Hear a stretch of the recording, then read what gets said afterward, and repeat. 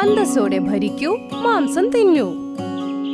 ഒരു കാട്ടിൽ ബ്രൂണോ ഷേർ ഭാര്യ ലീല ഷേറിനിയുടെ കൂടെ താമസിച്ചുകൊണ്ടിരുന്നത്. ബ്രൂണോ ഷേറിന്റെ മകന്റെ പേര് സിംബ എന്ന്. ഒരു ദിവസം ബ്രൂണോ ഷേറിന് അസുഖമായി. വയ്യാണ്ടിരുന്നപ്പോ അവൻ ഭാര്യയോട് പറഞ്ഞു, എനിക്ക് തോന്നുന്നത് ഞാൻ ഇനി ജീവിച്ചിരിക്കില്ലെന്നാണ്. അങ്ങനെയൊന്നും പറയല്ലേ, നിങ്ങൾക്കൊന്നും പറ്റത്തില്ല. ഇല്ല ലീല, എന്റെ മരണത്തിന് 1 മാസത്തെ സമയം കൂടിയേ ബാക്കിയുള്ളൂ. നീ കാട്ടിലെ എല്ലാ മൃഗങ്ങളെയും അറിയിക്കണം. ഭർത്താവ് പറഞ്ഞതുപോലെ ലീല അതുപോലെ തന്നെ ചെയ്തു. ബ്രൂണോ ഷേര് കാട്ടിലെ എല്ലാ മൃഗങ്ങളോടും പറഞ്ഞു, എന്റെ കാട്ടിലെ എല്ലാ മിത്രങ്ങളെ, എനിക്ക് തോന്നുന്നത് ഇനി അധികകാലം എനിക്ക് ജീവിച്ചിരിക്കാൻ കഴിയില്ല. അതുകൊണ്ട് എന്റെ ജീവന്റെ ജീവനായ എന്റെ പത്നി ലീലയെ ഈ കാടിന്റെ റാണിയായി ഞാൻ അവരോധിക്കുന്നു. ഇന്നു മുതൽ ലീല നീ എല്ലാവരുടെയും റാണിയാണ്. ബ്രൂണോ ഷേർ പറഞ്ഞ കാര്യം ഹാരി കുറുക്കൻ ശ്രദ്ധിച്ച് കേൾക്കുകയായിരുന്നു. ഹാരി കുറുക്കൻ അത്യാഗ്രഹിയും ദുഷ്ടനുമായിരുന്നു. അവൻ കാട്ടിലെ മൃഗങ്ങളെയെല്ലാം അങ്ങോട്ടും ഇങ്ങോട്ടും കള്ളങ്ങളൊക്കെ പറഞ്ഞുകൊടുത്ത് തമ്മിൽ അടി ഉണ്ടാക്കുമായിരുന്നു. അങ്ങിതെന്തൊക്കെയാണ് പറയുന്നത് മഹാരാജൻ? അങ്ങേക്കൊരു മകൻ കൂടിയില്ലേ? അങ്ങേക്ക് അവനെ രാജാവാക്കിക്കൂടെ? കാട്ടിലുള്ള ഒരു ജീവിയും അങ്ങയുടെ പത്നിയെ മാനിക്കില്ല. കാരണം അവർ സിംഹമല്ല. മണ്ടത്തരം പറയാതിരിക്കൂ ഹാരി കുറുക്ക. സിംബ വളരെ ചെറിയ കുട്ടിയല്ലേ? ഹാരി കുറുക്കൻ പുറപുറത്തോണ്ട് ദേഷ്യത്തോടെ അവിടെ നിന്ന് പോയി. എന്നിട്ട് കുറച്ചു ദൂരം ചെന്ന് സ്വന്തമായിട്ട് പറഞ്ഞു, ഈ വയസ്സും കുറുക്കൻ എന്നെ കുറിച്ച് എന്താ വിചാരിച്ചിരിക്കുന്നത്? കുറച്ചു ദിവസം കഴിഞ്ഞപ്പോ ബ്രൂണോ ഷേർ മരിച്ചുപോയി. ലീല ഷേറിനി റാണിയായി. കുറച്ചു കഴിഞ്ഞപ്പോൾ മറ്റു കാട്ടിൽ പ്രശ്നം തുടങ്ങി. എല്ലാ മൃഗങ്ങളും അവരുടെ കാട് വിട്ട് അപ്പുറത്തെ കാട്ടിലേക്ക് പോകാൻ തുടങ്ങി. അങ്ങനെ ഇരിക്കവേ നല്ല സുന്ദരമായ പശുക്കൾ അവരുടെ കാട് വിട്ട് മറ്റു കാട്ടിലേക്ക് വരികയായിരുന്നു. കൂട്ടം തെറ്റി രാധാ പശുവും മകൻ ഗഗനും വഴിതെറ്റി ലീല ഷേർണിയുടെ കാട്ടിൽ വന്നു ചേരും. അമ്മ, എനിക്ക് തോന്നുന്നു നമുക്ക് വഴി തെറ്റിപ്പോയെന്ന്. നീ പറഞ്ഞത് ശരിയാണ്. വഴിയിൽ നിനക്ക് ഉറക്കം വന്നിരുന്നു. ഞാൻ നിന്നെ വിളിച്ച് എണീപ്പിച്ചതുമില്ല. അമ്മയ്ക്ക് എന്നെ എണീപ്പിച്ചൂടായിരുന്നോ? ഇനി നമ്മൾ നമ്മുടെ കൂട്ടത്തെ എവിടെ പോയി തപ്പും? ഈ കാടാണെങ്കിൽ പുതിയതുമാണ്. നീ വിഷമിക്കേണ്ട, ഈ കാട്ടിലെ രാജാവിനോട് സംസാരിച്ചു നോക്കാം. അപ്പോഴേക്കും അവിടെ ഹാരി കുറുക്കൻ വന്നു. കുഞ്ഞു പശുവിനെ വലിയ പശുവിനെ ഒരുമിച്ച് കണ്ട് അവൻ സ്വന്തമായി പറഞ്ഞു, ഈ പശുവിനെ കാണാൻ നല്ല ഭംഗിയും നല്ല വർണ്ണങ്ങളുമാണ്. ഇത് മറ്റാരുടെയോ കൂട്ടത്തിൽപ്പെട്ടതാണെന്ന് തോന്നുന്നു. ഇതിന്റെ കുഞ്ഞിനെയും കാണാൻ വളരെ മനോഹരമാണ്. എനിക്കിവരുടെ മാംസം കഴിക്കാൻ പറ്റിയാൽ അത് വളരെ രസകരമായിരിക്കും. ഹാരി കുറുക്കൻ ദുരദൃഷ്ടത്തോടെ തന്നെ അവരുടെ അടുത്ത് വരികയായിരുന്നു. അപ്പോഴേക്ക് ലീല ഷേർണിയുടെ ഉപദേശകൻ ആനദാദ അവിടെ വന്നു. നിങ്ങൾ ആരാണ്? ഈ കാട്ടിൽ നിങ്ങൾ എന്താണ് ചെയ്യുന്നത്? നിങ്ങൾ രണ്ടുപേരും ഈ കാട്ടിലുള്ളവരാണെന്ന് തോന്നുന്നില്ല. നിങ്ങൾ പറഞ്ഞത് ശരിയാ. ഞങ്ങൾ കൂട്ടം തെറ്റി വന്നതാണ്. കുറച്ചു ദിവസത്തേക്ക് ഈ കാട്ടിൽ ജീവിക്കാൻ സമ്മതിക്കോ? ഇത്തരം കാര്യങ്ങൾക്ക് ഞങ്ങളുടെ കാട്ടിലെ രാജ്ഞിയുടെ സമ്മതം വേണ്ടിവരും. എന്റെ കൂടെ വരൂ. ആനദാദ അവരെയും കൊണ്ട് ലീല ഷേർണിയുടെ അടുത്ത് കൊണ്ടുപോയി.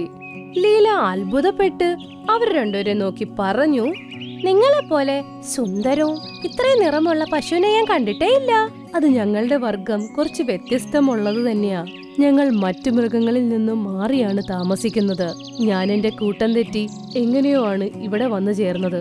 വിഷമിക്കണ്ട, എത്ര വേണോ ഇവിടെ നിനക്ക് സമാധാനത്തോടെ ജീവിക്കാം. ആരും നിന്നെ ഉപദ്രവിക്കില്ല.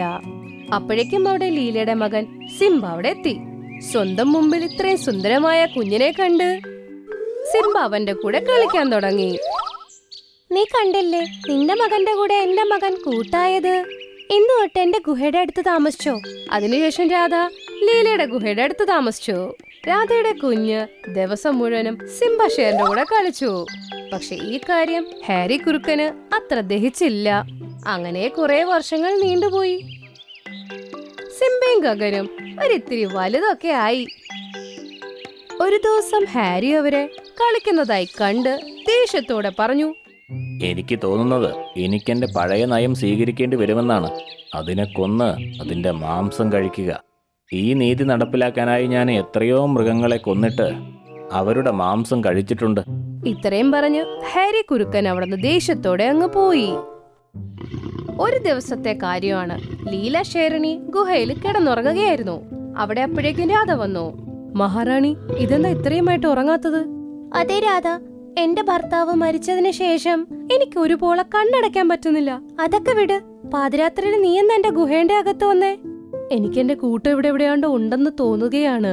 അവരെ ഒന്ന് തപ്പാൻ പോവാ. അതൊന്ന് പറയാൻ ഞാൻ വന്നതാ. എന്റെ മകൻ ഗഗനെ ഒന്ന് നന്നായി നോക്കിക്കോണേ. നീ വിഷമിക്കാതെ പോയിട്ട് വാ. ഞാനുള്ളപ്പോ വേറെ ആരും അവനെ നോക്കത്ത് പോലുമില്ല. നിങ്ങളും വിഷമിക്കാതെ കിടന്ന് ഉറങ്ങിക്കോളൂ. ഞാൻ പറഞ്ഞില്ലേ, എനിക്ക് ഉറക്കം വരില്ല. ലീല ഇത്രയും പറഞ്ഞതേ ഉള്ളൂ. രാധ അവളുടെ അടുത്ത് വന്ന് അവളുടെ കാതിൽ എന്തൊക്കെയോ പറഞ്ഞിട്ടങ്ങ് പോകും. അവള് പോയി കഴിയുമ്പോ ലീല ഷേർണിക്ക് ഉറക്കം വരും. അടുത്ത ദിവസം ഹാരി കുറുക്കൻ അവൻ വിചാരിച്ച പോലെ നേരെ ഗുഹയുടെ അകത്തേക്ക് കേറും. അവൻ നോക്കുമ്പോ ലീല ഷേർണി ശ്വാസം പോലും വിടാത്ത രീതിയിൽ കിടക്കുകയായിരുന്നു. ഒരു അനക്കം പോലുമില്ല. കൊള്ളാലോ, ഇവര് ചത്തുപോയെന്നാ തോന്നുന്നത്. അപ്പൊ എനിക്ക് എന്റെ ജോലി വളരെ എളുപ്പമായി. ഇവരുടെ മരണത്തിന്റെ ഉത്തരവാദിത്വം ആ പശുക്കുട്ടിയുടെയും തള്ളയുടെയും മേലിൽ ചാർത്തു. എല്ലാവരും അവരെ കുറ്റക്കാരായി കണക്കാക്കും. ഇത്രയും പറഞ്ഞ് ഹാരി കുറുക്കൻ നേരെ സിംബയുടെ അടുത്തോട്ട് ഓടിപ്പോയി.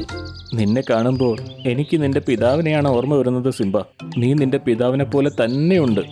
എന്റെ അമ്മയും ഇങ്ങനെ തന്നെയാ പറയുന്നത്. പക്ഷെ നീ നിന്റെ പിതാവിനെ പോലെ ബുദ്ധിമാനല്ല, വെറും മണ്ടനാണ്. നിന്റെ അമ്മ മരിച്ചു പോയിരിക്കുന്നു സിംബ. അത് വേറെ ആരുമല്ല ചെയ്തത്.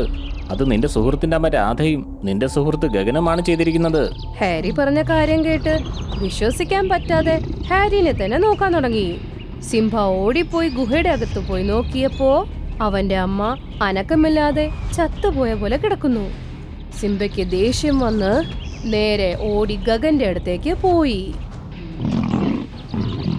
കാട്ടിൽ മുഴുവനും ലീല മരിച്ചു എന്നുള്ള കാര്യം പടർന്നു. സിംബ ഗഗനെ നോക്കി പറഞ്ഞു, നീ നിന്റെ അമ്മയും കൂടി എന്റെ അമ്മയെ കൊന്നു കളഞ്ഞു. ഇതിന് നിനക്ക് എന്തായാലും ശിക്ഷ കിട്ടും. ഞാൻ നിങ്ങളെ ആക്രമിച്ച് നിങ്ങളെ കൊല്ലും. ഇത് കള്ളവാണ്. എന്റെ അമ്മ നിന്റെ അമ്മേനെ കൊന്നിട്ടില്ല. അപ്പോഴേക്കും ഹാരി തുറിച്ച് ഗഗനെ തന്നെ നോക്കി പറഞ്ഞു, നിന്റെ അമ്മ മഹാറാണിയെ കൊന്നിട്ടില്ലെങ്കിൽ പിന്നെ അവരെവിടെയാണ്? ഞാൻ ഈ കാട് മൊത്തം അരിച്ചു പെറുക്കി, പക്ഷെ എനിക്ക് അവരെ എവിടെയും കാണാൻ കഴിഞ്ഞില്ല. ഹാരി പറഞ്ഞ കാര്യം കാട്ടിലെ എല്ലാവരും സമ്മതിച്ചങ്ങ് കൊടുത്തു. ആനദാദ ദേഷ്യത്തോടെ ഗഗനെ നോക്കിയിട്ട് പറഞ്ഞു, ഹാരി പറയുന്നത് വളരെ സത്യമാണ്. നിന്റെ അമ്മയെ കാട്ടിൽ കാണാനില്ല. അവർ കാട്ടിലില്ലാത്തത് കൊണ്ട് ഒരു കാര്യം വ്യക്തമാണ്. മഹാറാണിയെ കൊന്നിരിക്കുന്നത് അവരാണ്. മരിക്കാനായി തയ്യാറായിക്കോളൂ ഗഗൻ. കുറച്ചേരം കഴിഞ്ഞ് സിംബയും ഗഗൻ തമ്മിൽ വഴക്കായി. ഹാരി ഗഗൻ മരിക്കുന്നതും കാത്തുനിന്നു. പക്ഷെ ഗഗൻ സിംബയുടെ മുമ്പിൽ തോറ്റുകൊടുക്കാതെ പിടിച്ചു നിന്നു. അപ്പോഴേക്കും അവിടെ ലീലയുടെ ശബ്ദം കേട്ടു. നിൽക്കൂ, ഇതെന്താ ഇവിടെ സംഭവിക്കുന്നത്? സിംബ, നീ എന്തിനാ ഗഗനോട് വഴക്കിടുന്നത്? ലീലേനെ അവിടെ കണ്ട് എല്ലാരും ഞെട്ടി അങ്ങ് പോയി. മഹാറാണി അങ്ങ് മരിച്ചില്ലേ? ഞാൻ മരിച്ചതല്ല, ഉറങ്ങുകയായിരുന്നു. ഈ ഉറക്കം കാരണം എനിക്കിപ്പോഴല്ലേ നിന്റെ വൃത്തികെട്ട സ്വഭാവം മനസ്സിലായത്. അപ്പോഴേക്കും അവിടെ കിരണങ്ങൾ വന്ന് രാധ പ്രത്യക്ഷപ്പെട്ടു. പെട്ടെന്ന് രാധയുടെ ഈ മാന്ത്രിക വരവ് കണ്ട് എല്ലാ മൃഗങ്ങളും അങ്ങ് ഞെട്ടിത്തെറിച്ച് നിന്നുപോയി. ഇതെന്താ ഈ സംഭവിക്കുന്നത്? ആനദാദ ശ്വാസം വിടാതെ എല്ലാ കാര്യങ്ങളും അങ്ങ് പറഞ്ഞു. ആനദാദ പറഞ്ഞ കാര്യം കേട്ട് രാധ ചിരിച്ചുകൊണ്ട് അവിടെ ഉണ്ടായിരുന്ന എല്ലാവരോടും നോക്കി പറഞ്ഞു, അത് ഞാനും എന്റെ മകനും ഒരു പ്രത്യേകതരം ഗണത്തിലുള്ളതാ, മാന്ത്രിക പശുക്കളാ. ഈ കാര്യം മഹാറാണി ലീലയ്ക്ക് അറിയാലോ. അതെ, എന്റെ ഭർത്താവ് മരിച്ചതിന് ശേഷം എനിക്ക് ഉറക്കം വരുന്നുണ്ടായിരുന്നില്ല. രാധ സ്വന്തം കൂട്ടം തപ്പി പോകുന്ന സമയത്ത് അവൾ എന്റെ ചെവിയിൽ വന്ന് ഉറക്കത്തിന്റെ മന്ത്രം പറഞ്ഞു. പക്ഷെ ഞാൻ ആ മന്ത്രം ഇച്ചിരി കൂടുതൽ പറഞ്ഞുപോയി. ഒരു ദിവസം കൂടുതൽ ഉറങ്ങിപ്പോയി ഞാൻ. ഈ വൃത്തികെട്ട ഹാരിക്ക് തോന്നിയത് ഞാൻ മരിച്ചുപോയെന്ന്. ലീല ഷേർണി പറഞ്ഞ കാര്യം കേട്ട് എല്ലാ മൃഗങ്ങൾക്കും ഹാരിയോട് ദേഷ്യം വന്നു. മഹാറാണി, എനിക്ക് എന്റെ കൂട്ടത്തെ തിരിച്ചു കിട്ടി. പക്ഷെ ഞാൻ പോകുന്നതിന് മുമ്പ് ഈ കുറുക്കന് നല്ലൊരു ശിക്ഷ കൊടുക്കണം. രാധ പറഞ്ഞ കേട്ട് ലീല ഷേർണി അപ്പത്തന്നെ കുറുക്കനെ ആടിച്ചു. അങ്ങനെ രാധ ഗഗനെയും കൊണ്ട് ആ കാട്ടിൽ നിന്നും പോയി.